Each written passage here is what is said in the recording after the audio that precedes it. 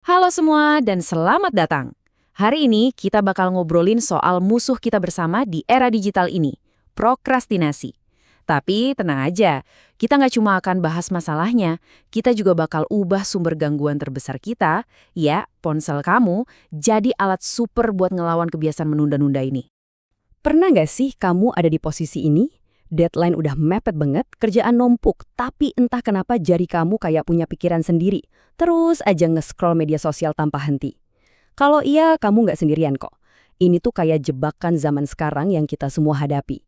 Oke, kita mulai dulu dari diagnosis yang benar. Soalnya, banyak dari kita yang gampang banget ngasih label malas ke diri sendiri. Padahal, masalahnya bisa jadi lebih kompleks dari itu loh.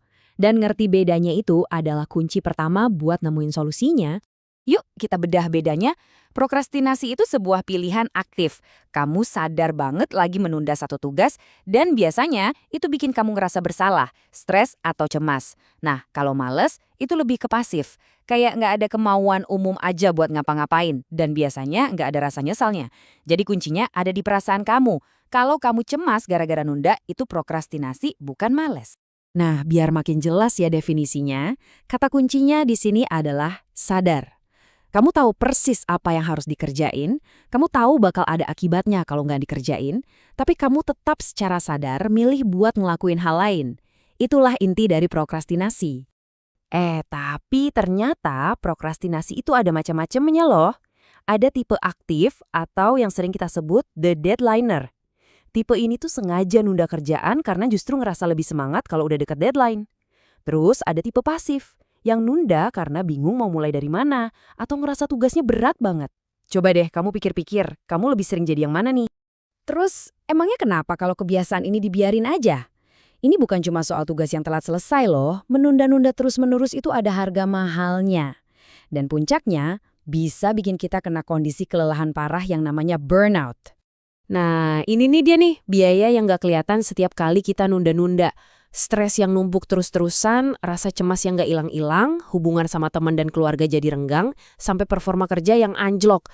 Setiap pilihan buat menunda itu sebenarnya nambahin beban mental buat diri kita sendiri. Dan puncaknya dari semua stres itu, ya ini, burnout. Ini bukan cuma capek biasa ya.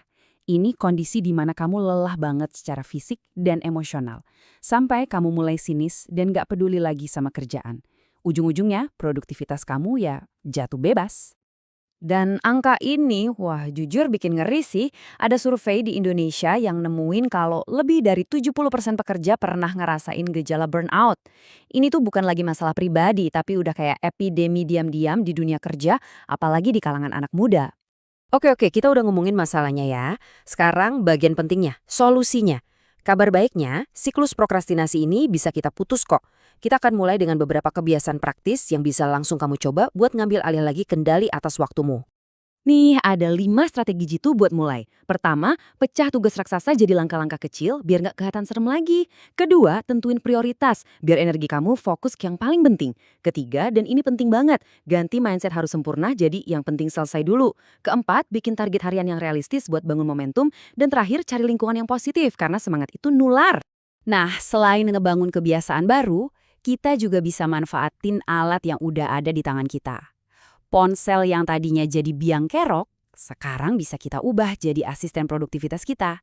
Yuk kita lihat beberapa channel YouTube yang bisa jadi mentor digital kamu. Kalau mau bangun fondasi mental, mulainya dari sini. 1% itu bakal ngasih kamu ilmu psikologi dan life skills yang mungkin nggak kamu dapat di sekolah.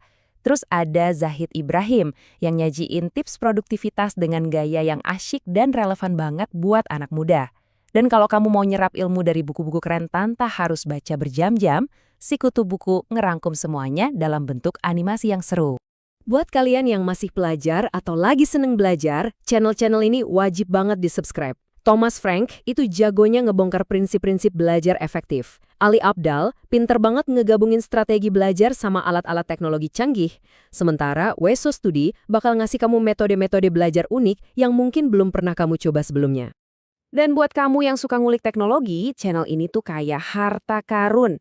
Simplifity bakal ngajarin kamu cara maksimalin aplikasi yang mungkin udah ada di ponsel kamu, kayak Google Calendar. Kalau kamu bingung mau pilih aplikasi apa, Keep Productive punya reviewnya yang lengkap. Dan kalau mau naik level, Productivities bakal ngebahas filosofi dan sistem kerja yang lebih dalam. Kalau ada satu hal yang paling penting buat kamu ingat dari semua ini, ya kalimat ini. Jangan sampai perfeksionisme jadi penghalang kemajuan kamu. Mengerjakan sesuatu walaupun hasilnya belum sempurna, itu akan selalu jauh lebih baik daripada nggak selesai sama sekali. Sebagai penutup, aku mau kasih kamu satu pertanyaan. Ini bukan soal ngubah seluruh hidup dalam semalam, tapi tentang satu langkah kecil aja. Coba pikirin, apa satu tugas kecil yang bisa kamu beresin hari ini biar kamu ngerasa menang? Mulai aja dari situ.